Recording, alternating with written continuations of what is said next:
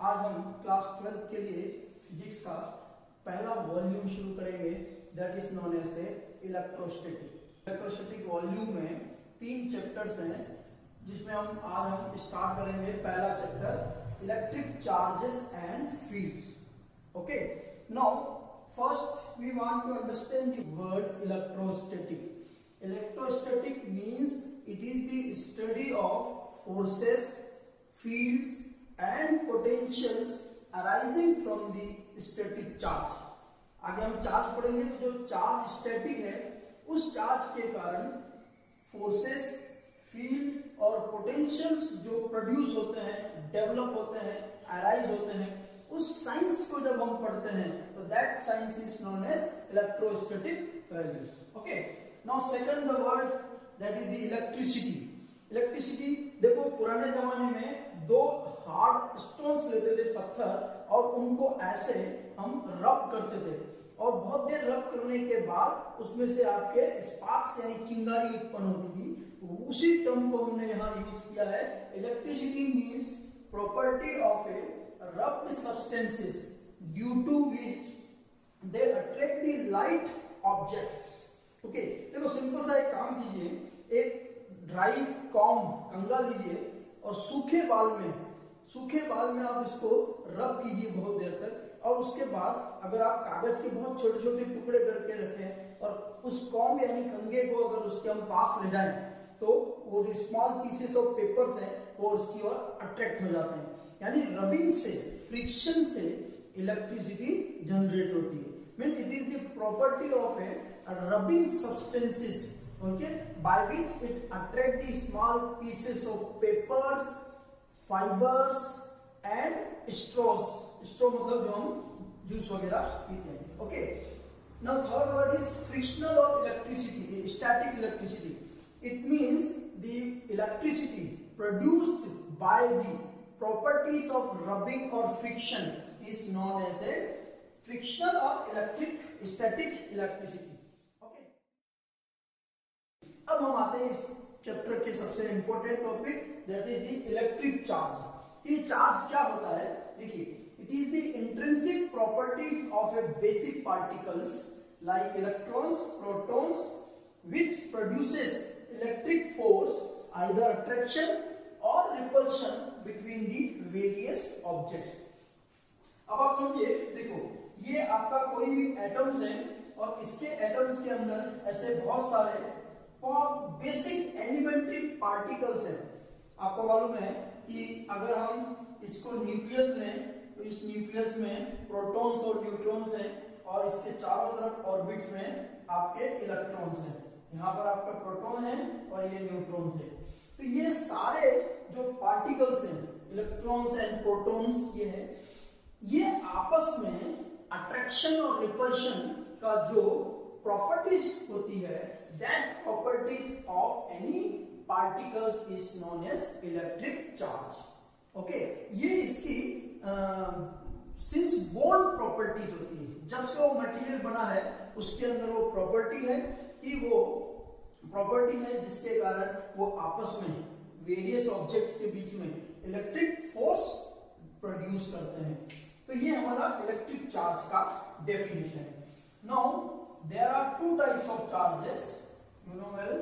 first is the positive charge and second is the negative charge। okay, first is the positive charge and second is the negative charge।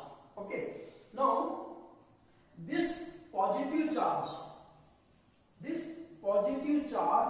is known as proton in any atoms। क्या कहते हैं हम positive charge को? Proton कहते हैं। And it is denoted by plus E and it's value is plus 1.6 into 10 to the power minus 19 coulomb। okay, now second is negative charge।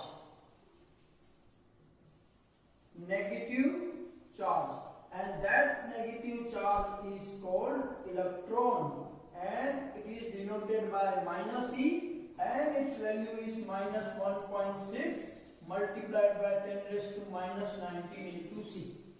तो protons और electrons means positive charge and negative charge is denoted by simply E. Okay, when we use plus E, then it will call proton. When we use minus E, then we call electrons, and its value is again same. What is the value of electron value? 1.6 into 10 की power minus 19 into coulomb. Now, if any matter of substances having equal number of positive and negative charges, then it is called neutral charges. Neutral charges. Okay, it means plus E electrons and minus E electrons की अगर value positive charge और negative charge के numbers अगर same है तो then this particles is known as neutral charge particles. Okay, now if in any matter और material, if material has a excess of electron, then it is called negative particles, and if in excess of positive charges, then it is called positive charges.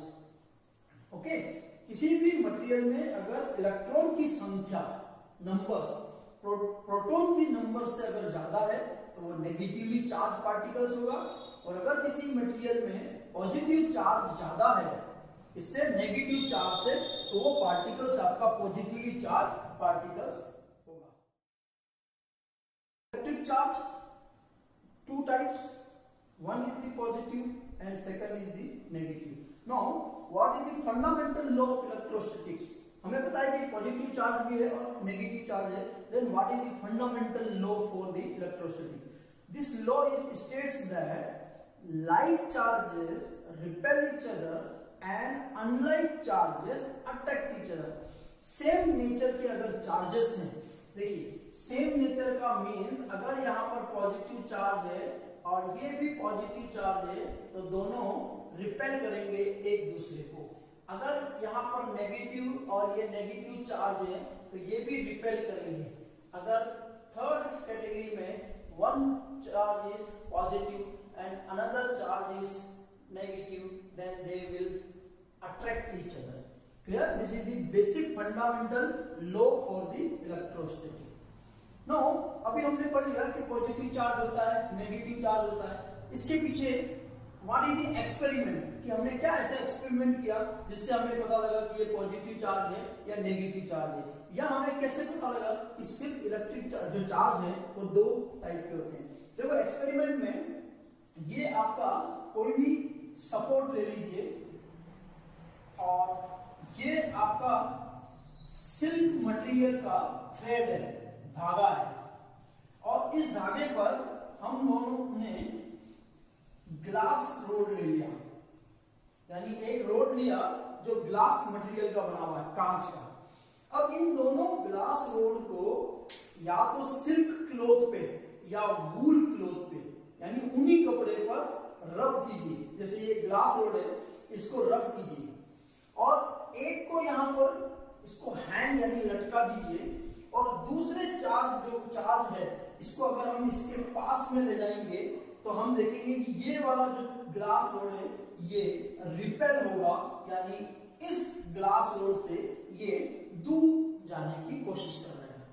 Clear? इस glass rod की जगह पर plastic road ले लें,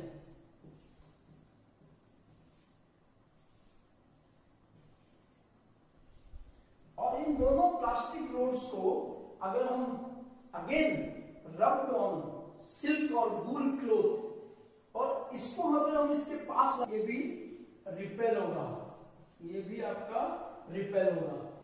इस road को अगर हम इसके पास में लाते हैं तो क्या होगा, आपके पास वैल्यूज अट्रैक्ट करेगा, ये आपका अट्रैक्ट करेगा. क्लियर? इट मींस कंक्लूजन ये है कि दो सेम नेचर के अगर हम मटेरियल लेकर उसको वूल या क्लॉथ पर रब करते हैं तो इन दोनों मटेरियल के बीच में रिपेल होगा. अगर हम प्लास्टिक रोड ले लें तो भी रिपेल होगा. अगर हम एक ग्लास रोड और एक प्लास्टिक रोड ले लें तो क्या होगा, इन दोनों के बीच में अट्रैक्ट होगा. तो कंक्लूजन ये निकला कि जब ग्लास रोड को हम सिल्क क्लॉथ पे रब करते हैं तो ग्लास रोड पर पॉजिटिव चार्ज डेवलप होता है, इसलिए इन दोनों में रिपल्शन होता है। तो जब हम प्लास्टिक रोड को वूल या क्लॉथ पे रब करते हैं तो ये नेगेटिव चार्ज डेवलप होता है, इसलिए अगेन इन दोनों में रिपल्शन है। बट थर्ड केस में देखिए यहाँ पर पॉजिटिव चार्ज है और यहाँ पर नेगेटिव चार्ज है, तो इन दोनों के बीच में अट्रैक्शन होगा। क्लियर? तो ये हमारे एक्सपेरिमेंट का कंक्लूजन था कि there are two types of charges, one is the positive charge and another one is the negative charge. Okay, तो अब हमें इस चैप्टर में आगे बढ़ने से पहले कि जो इलेक्ट्रिक चार्ज टर्म है वो किससे रिलेटेड है? एटम्स, पार्टिकल्स एंड मटेरियल्स से। So now we classified the materials related to the electric charges or electricity. They are classified into two categories. One is the conductors and second is the insulators. ये दोनों topic आपने 9th और 10th में और 11th में थोड़ा सा detail में आपने पढ़ा। Now what is the conductor? Conductor is a material in which electricity can pass through it very easily. किसी भी मटेरियल में अगर इलेक्ट्रिसिटी इजीली पास होती है then this material is known as conductors. And what is the examples? All types of metals, human bodies, animal bodies and earths and many more. Okay, now what is the insulator? Insulator like glass, porcelains, plastics, nylons and dry goods does not allow the electricity to pass through it. Insulator material की वो property है जिसके कारण वो अपने अंदर से electricity को पास नहीं होने देती है। क्लियर? तो इन दोनों के बेस पर हमने इलेक्ट्रिक चार्ज को भी एक्सप्लेन किया। इसमें कंडक्टर्स में फ्री इलेक्ट्रॉन्स की नंबर्स ज्यादा होते हैं और वो इनसाइड मटेरियल्स मूव करते रहते हैं, वाइब्रेशंस मोड में होते हैं। लेकिन इंसुलेटर में फ्री इलेक्ट्रॉन्स बिल्कुल नहीं होते हैं। आगे जाके और डिटेल में देखेंगे इलेक्ट्रोस्टैटिक के थर्ड चैप्टर में करंट इलेक्ट्रिसिटी कि जो फ्री इलेक्ट्रॉन्स होते हैं वो मूव करते हैं from one place to another place और दूसरे बाउंड चार्ज होते हैं जो मूव नहीं करते। तो कंडक्टर्स में फ्री इलेक्ट्रॉन्स के नंबर्स बहुत ज्यादा होते हैं और इंसुलेटर्स में फ्री इलेक्ट्रॉन्स के नंबर्स नहीं होते, सारे चार्जेस बाउंड चार्जेस होते हैं। ओके, अब हम नेक्स्ट टॉपिक पे आते हैं, that is the very important topic is properties of electric charge. Properties of electric charge, there are three properties. One is the additivity, first is the additivity, second is the conservation of electric charge, electric charges, and third is the quantization.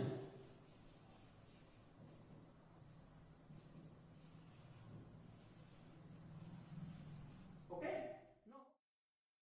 तो हम start करते हैं पहली property electric charge की, that is the additivity. Additivity means add करना। अगर किसी भी सिस्टम में बहुत सारे चार्ज है, पॉजिटिव भी और नेगेटिव भी, तो इनको अलजेब्रिक सम करें तो जो रिजल्टेंट वैल्यूज आएगी that is the property of electric charge, that is the additivity. Okay, now let there is charge Q1, Q2 and Q3 and dash are Qn. If they are added, then equal to sigma Q. Okay, it means अगर हम सारे charge को add कर दें तो it may be possible that this charge may be negative or positive. So if positive we use plus sign, if negative then minus sign. Finally, what we get? The resultant value of the total charge. Okay. Now, take one example. Let Q1 is equal to plus 2 microcoulomb. Q2 is equal to -3 microcoulomb and Q3 equal to +4 microcoulomb and Q4 equal to -5 microcoulomb. Then what is the total charges? We add them.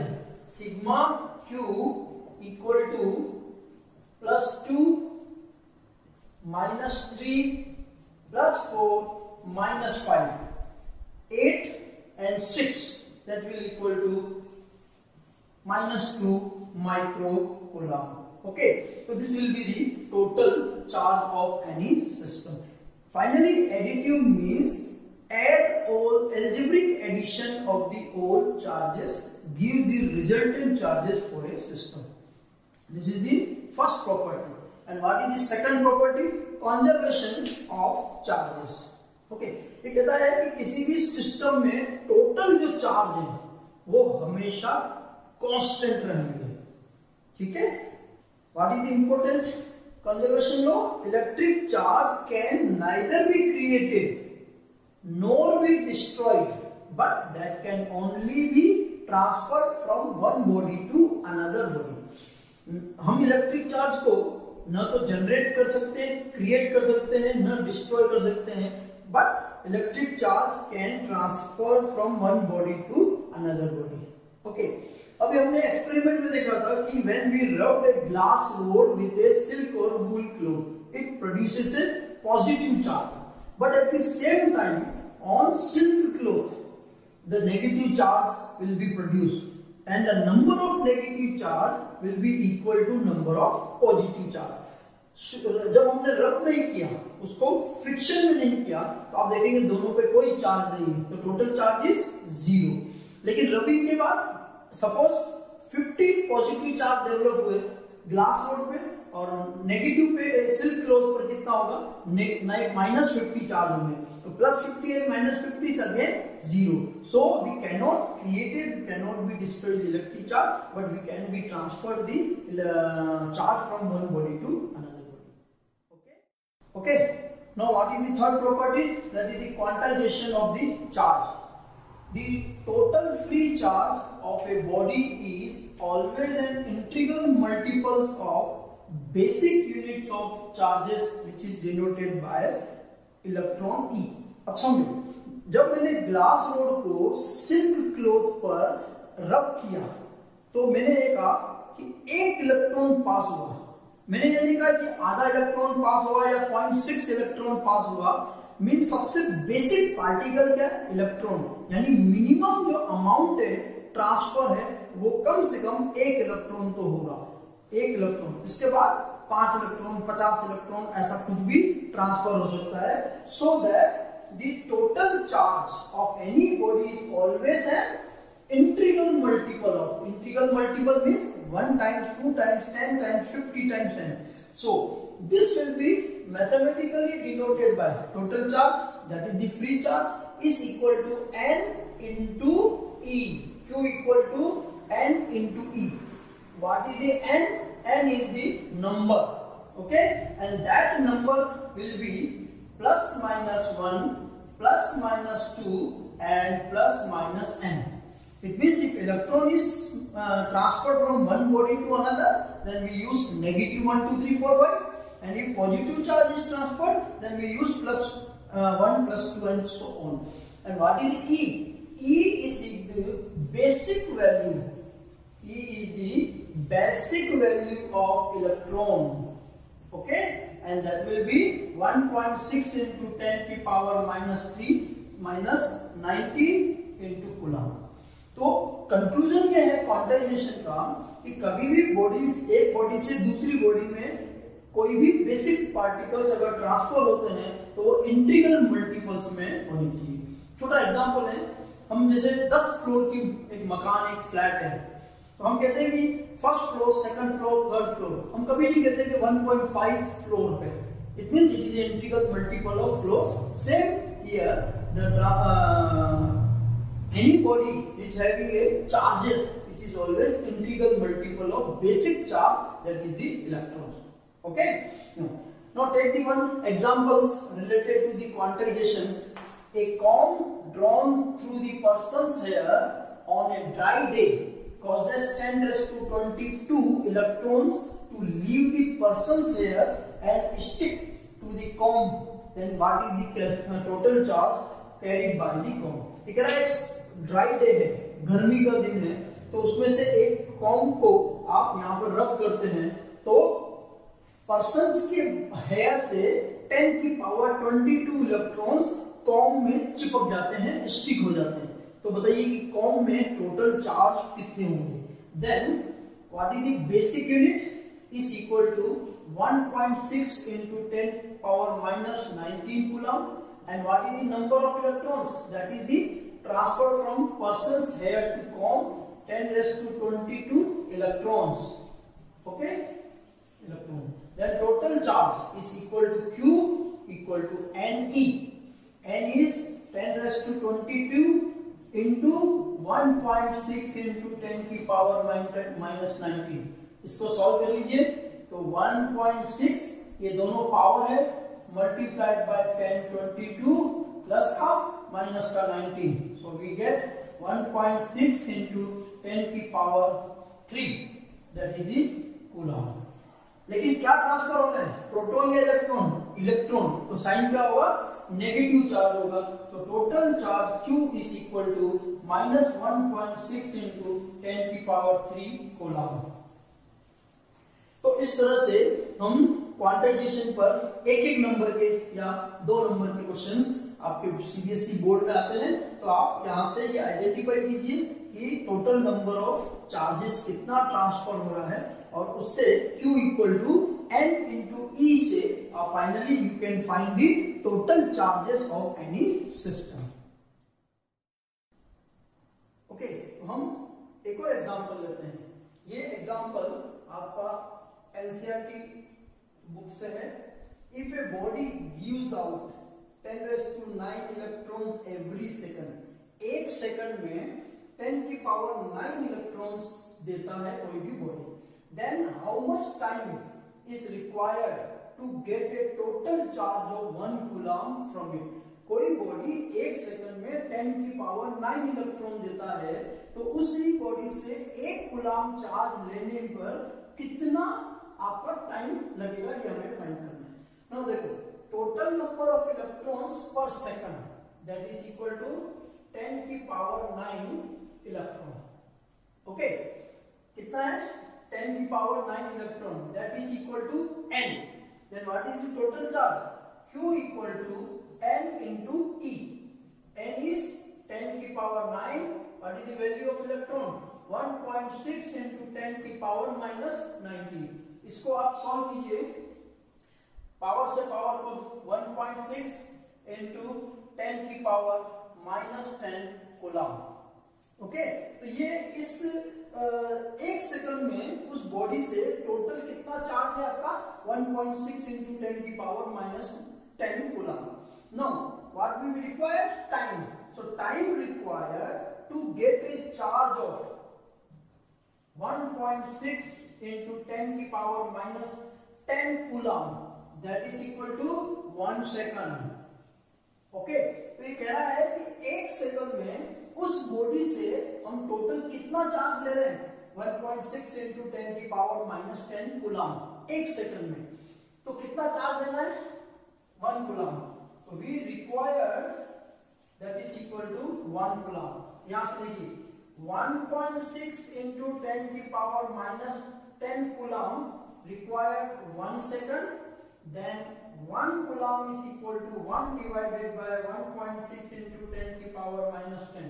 अगर हम इसको solve करेंगे तो 6.25 into 10 की power 9 second आ जाएगा। Okay, it means 1 coulomb charge अगर उस body से लेना है तो मुझे एक सेकंड में कितना, 1 कूलम्ब के लिए 6.25 into 10 की पावर 9 सेकंड टाइम लगेगा। अब ये टाइम को अगर हम आवर्स में, डेज में या ईयर्स में कन्वर्ट करते हैं, देखिएगा 6.25 into 10 की power 9 second. No 1 second, second को हम किस में बदल रहे हैं? 1 आवर्स में, तो 60 into 60 ये किसमें? 1 आवर में, and then 24 hours in 1 day and multiplied by 365 days in a year. अगर इस पूरे को कैलकुलेट करें then 198.18 years. It means 198 or about 200 years time required to get a 1 coulomb charge from any body if body gives 10 to the power 9 electrons every second. It means a 1 coulomb charge is a very big amount of charge. Clear? बहुत time लगता है, इसलिए practically हम Coulomb जो है unit वो नहीं use करते हैं। उससे स्मॉलर जो मैंने पहले बताया milli coulomb, micro coulomb, pico coulomb, nano coulombs हम यूज करते हैं because 1 coulomb is a big amount. That is the electrostatic induction. Okay, सबसे पहले इसकी statement, it is the phenomena of temporary electrification of a conductor in which opposite charges appears at its closer end and similar charges appears at its farther end in the presence of a nearly charged bodies। अब समझिए experiment क्या है, उसके base पर इस statement को हम clear करेंगे। देखिए ये आपका एक ग्लास रोड है जिसको आपने एक इंसुलेटिंग स्टैंड पर फिक्स कर दिया है। इस पर अभी कोई चार्ज नहीं है, ये अनचार्ज है और ये ग्लास रोड भी अभी अनचार्ज है। अब इस ग्लास रोड को आप सिल्क क्लॉथ पे रब करेंगे तो क्या होगा, इस पर पॉजिटिव चार्ज डेवलप हो जाएंगे। ओके, अब इस पॉजिटिव चार्ज ग्लास रोड को अगर हम इस अनचार्ज ग्लास रोड के पास में लाएंगे तो हम क्या देखेंगे, टच नहीं करना है, जस्ट बिल्कुल नियर पास में लेके आना है। तो इसका पॉजिटिव चार्ज है तो हम ये देखेंगे कि इसका जो ऑपोजिट चार्ज है वो इसके नियरेस्ट एंड पे, इस ग्लास रोड के इस नियरेस्ट एंड पर ऑपोजिट चार्ज प्रोड्यूस हो जाता है और सेम चार्ज सबसे फारदेस्ट एंड पर यानी सबसे दूर वाले पार्ट पर डेवलप हो जाता है। क्लियर?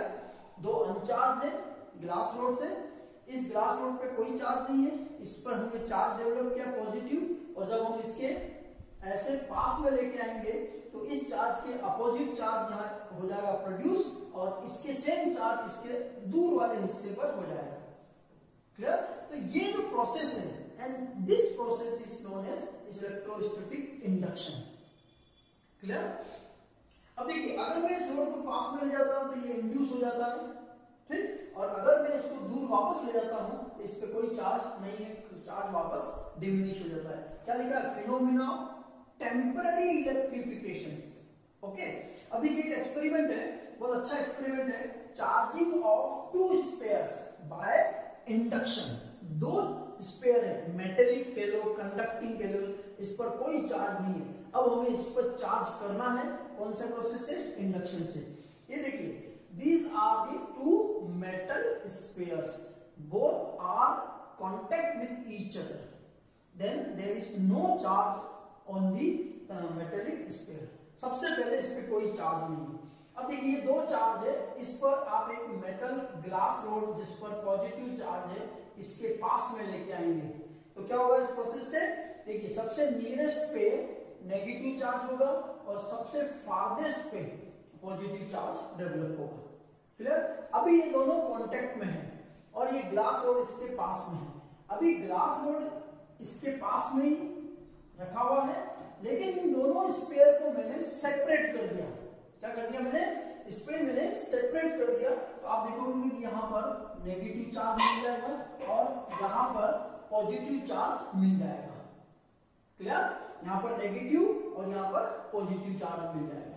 अब देखो इसमें मेटल जो रोड है, इस मेटल रोड को मैंने रिमूव कर दिया तो ये जो चार्ज है ये रीडिस्ट्रीब्यूट हो जाएंगे। अभी ये लेफ्ट हैंड पर है, ये राइट हैंड पर है, तो रीडिस्ट्रीब्यूट होकर दोनों ऑपोजिट चार्ज है अट्रैक्ट करेंगे, इसलिए दोनों एक दूसरे के क्लोज में आ जाएंगे।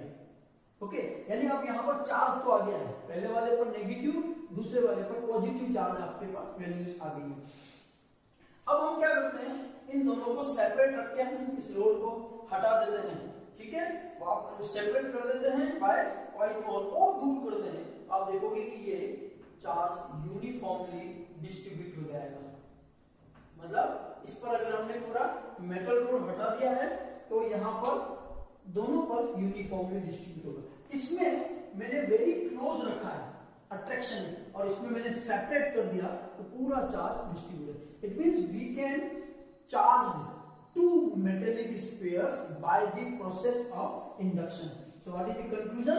The two metal charges get charged by a process called charging of induction.